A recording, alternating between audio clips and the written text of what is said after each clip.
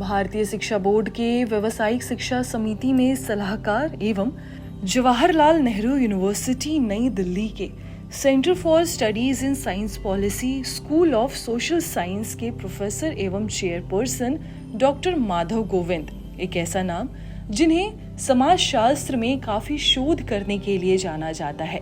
उन्होंने समाजशास्त्र में अलग अलग रिसर्च मेथड्स छात्रों के सामने एवं देश दुनिया के सामने रखा है। डॉक्टर माधव गोविंद ने वेस्ट मैनेजमेंट एवं पर्यावरण के ऊपर भी काफी कार्य किया है। उनका कहना है कि अगर छात्रों में इतिहास को लेकर रुचि पैदा करनी है तो हमें थ्योरी के बजाय प्रैक्टिकल करके उन्हें सिखाना होगा। तो आइए जानते हैं डॉक्टर माधव गोविंद से कि और किन किन तरीकों से इतिहास में रुचि पैदा किया जा सकता है ताकि छात्र उसे अच्छी तरीके से सीख सके एवं हमारे इतिहास और समाज शास्त्र को जान सके।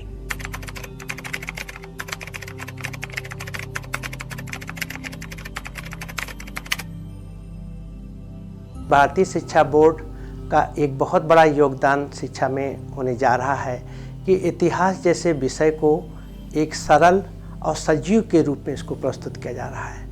इनमें उन तत्वों को शामिल किया गया है जिनके आधार पर हम इतिहास को समझते हैं। विभिन्न घटनाओं जिनके बारे में हम लिखते हैं उनका स्रोत क्या है, किन के आधार पर उन घटनाओं को समझा जाता पढ़ा जाता है, उसको दिया गया है। वो जब स्रोत लोगों को मालूम होता, बच्चों को मालूम होता है तो उन घटनाओं का इंटरप्रिटेशन वो अपने ढंग से खुद करते हैं और उनके अंदर ये लगता है कि जो विभिन्न प्रकार की चीज़ों को हम देखते हैं, जो विभिन्न घटनाएं घट रही हैं, उनका ऑर्डर क्या है, किस सीक्वेंस में आते हैं। देखिए, इतिहास की एक सबसे बड़ी समस्या बच्चों के अंदर ये आती है कि बहुत सारे जो तिथि होती है, घटनाएं होती हैं, उनको कैसे याद रखें।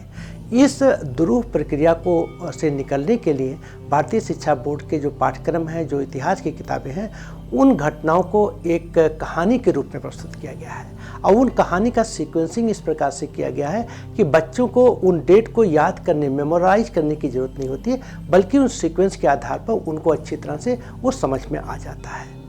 तो ये किताबें बच्चों को एक अपने आप में सफिशिएंट होंगी। किताबों को पढ़ करके वो इतिहास की समग्रता का वो अनुभव करेंगे, उसको समझ सकेंगे। देखिए, जब इतिहास का विषय आता है तो हमेशा ये प्रश्न उठता है कि किसका इतिहास, किन लोगों का इतिहास। इतिहास किसी देश की पहचान होती है, समाज की पहचान होती है।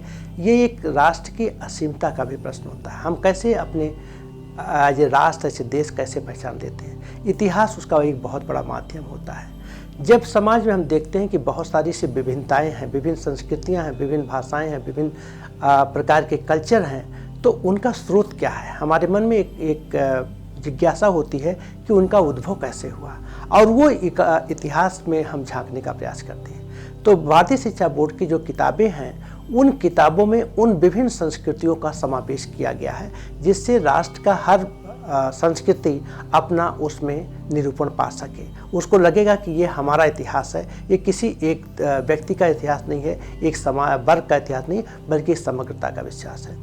ऐतिहासिक दृष्टिकोण से अगर हम देखते हैं तो जो पूर्ववर्ती किताबें रही इतिहासों में हमेशा ये हो जाती है, किसी एक घटना का उल्लेख बहुत ज़्यादा किया था, दूसरी घटनाएं दब जाती हैं, उसमें एक बैलेंस, एक संतुलन नहीं हो पाता है।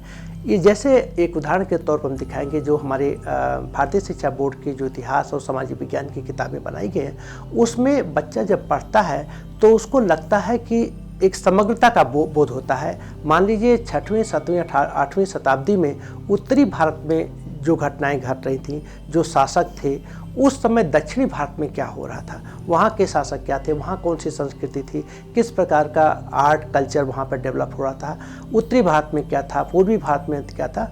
तो ये क्या होता, उनके बीच में आपसी संबंध क्या थे, वो कौन से ऐसे सांस्कृतिक एकता के तत्व थे जिसके माध्यम से आदान प्रदान हो रहे थे, उन कम्युनिकेशन का क्या चैनल था। इन सब के बारे में जब वो व्यक्ति पढ़ता है तो चाहे वो नॉर्थ का हो, साउथ का हो, ईस्ट का हो, वेस्ट का हो, वो एक समग्रता का एक अनुभव करता है और एक सामाजिक समरसता उसके अंदर आती है और पूरे राष्ट्र के प्रति उसमें एक प्रेम की भावना जागृत होती है।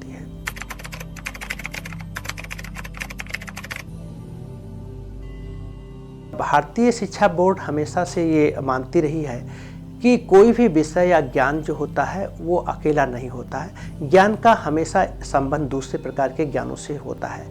अगर हम इतिहास के विषय को ले लें, इतिहास की जो घटनाएं घटती हैं वो अपने आप में अकेले नहीं घटती, उनके कोई न कोई कारण होता है। उसका संबंध होता है हमारे समाज में जो आर्थिक घटनाएं थी, जो आर्थिक परिवर्तन हो रहा उसका इतिहास की घटनाओं पे क्या परिवर्तन होता है, जो राजनीतिक परिवर्तन होते हैं वो कैसे परिवर्तन होते हैं, इवन यहाँ तक कि जो ज्योग्राफिकल कंडीशन होते हैं वो भी ऐतिहासिक घटनाओं को प्रभावित करते हैं। तो इतिहास तो अपने आप में जुड़ा हुआ है बहुत सारी चीज़ों से। जब इतिहास की घटनाएँ बदलती हैं तो उसके साथ हमारे म्यूजिक, कल्चर, आर्ट, आर्किटेक्चर, विभिन्न प्रकार के जो ज्ञान विज्ञान है उनका भी उद्भव विकास होता है। तो जब हम इतिहास पढ़ते हैं तो उसी तरह इतिहास हम विज्ञान का भी इतिहास के साथ में देखते हैं। अर्थशास्त्र का जो इतिहास होता है उसमें होता है आर्किटेक्चर कैसे उस समय इवॉल्व हो रहा था, तो समय के साथ साथ वो भी बदलता रहता है। तो इसलिए जो भारतीय शिक्षा बोर्ड की जो किताबें हैं वो इस पर बहुत ज़्यादा एम्फेसिस करती हैं कि इनका अंतर संबंध दिखाया जाए कि जो ऐतिहासिक घटनाएं घट रही थी वो घटनाएं कहीं न कहीं से दूसरे जो क्षेत्र में जो परिवर्तन हो रहे थे उसमें भी वो परिवर्तन हो रहा है। तो इससे क्या होगा कि बच्चा के अंदर एक इंटीग्रेटेड जो है नॉलेज, एक होलिस्टिक नॉलेज की एक कल्पना उसके अंदर आएगी। वो सोचने की जो शक्ति होगी उसका बृहद होगा, एक ब्रॉड पर्सपेक्टिव में वो चीज़ों को सोच सकेगा।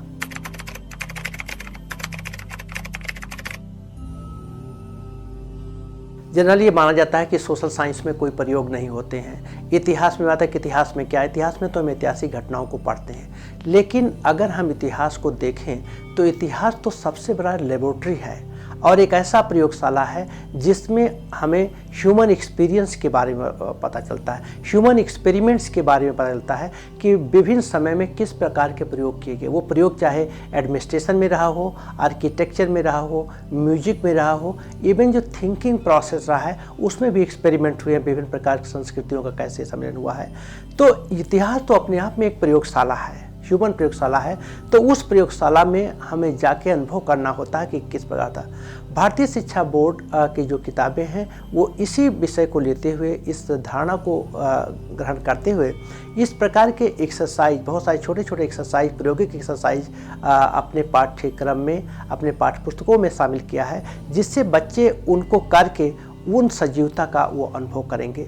उनको लगेगा कि एक घटनाएं दूसरे घटनाओं से कैसे जुड़ी हुई हैं। प्रयोगशाला में हम यही बेसिक देते हैं कि अगर एक कोई घटना घटती है तो दूसरी घटना पर क्या प्रभाव पड़ता है, और उसी के आधार पर हम देखते हैं जो विभिन्न स्रोत होते हैं, उन जो विभिन्न हमारे एविडेंस होता है, अगर कोई घटना घटी तो उसका क्या एविडेंस था, तो वो जो साक्ष्य थे उन साक्ष्यों को प्रमाणित करता है, कैसे उनका यूज किया जाए। वो साक्ष्य किसी के स्टेटमेंट भी हो सकते हैं, किसी के पर्सनल लेटर भी हो सकते हैं, या दीवारों पर लिखे गए जो इंस्क्रिप्शन होते हैं वही भी होते हैं। तो ये तो अपने आप में एक प्रयोगशाला है जिसमें विभिन्न प्रकार के साक्ष्यों को देखने का, परखने का और उनके आधार पर निष्कर्ष निकालने का एक अवसर मिलता है। भारतीय शिक्षा बोर्ड ने इतिहास के जैसे विषय को भी एक प्रायोगिक विषय बनाया है कि किस प्रकार के विभिन्न प्रकार के एविडेंसेस को हमें इवेल्युएट करना चाहिए और फिर किसी कंक्लूजन पर आना चाहिए।